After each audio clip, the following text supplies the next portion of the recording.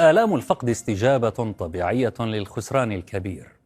عند فقد العزيز يمر الفرد أولا بمرحلة الصدمة، ثم الإنكار، الغضب والمساومة، يليها الاكتئاب، وفي النهاية التقبل بالأمر الواقع.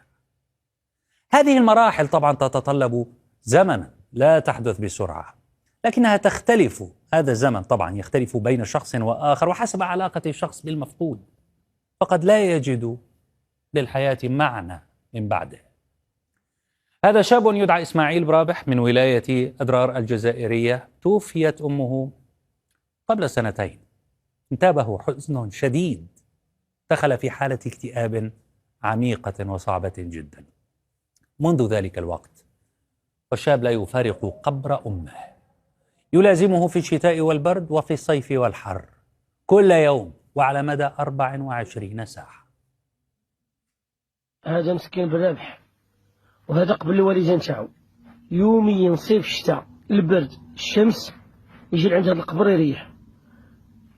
ونورمالمو انسان كيما هذا نورمالمو يكون في السبيطار يتعالج، لان حالته ماهيش حاله صعيبه ولا حاله ميؤس منها.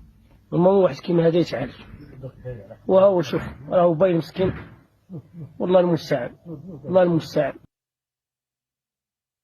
الناس تمر على هذه المقبرة، تضع له الطعام والشراب، لكن الفيديو والصور التي انتشرت له مؤخرا أحزنت كثيرا الجزائريين. هذه نماذج من التغريدات. أوديلا تقول: الأم هي التعزية في الحزن، والرجاء في اليأس، والقوة في الضعف، هي ينبوع الحنان والرأفة والشفقة والغفران.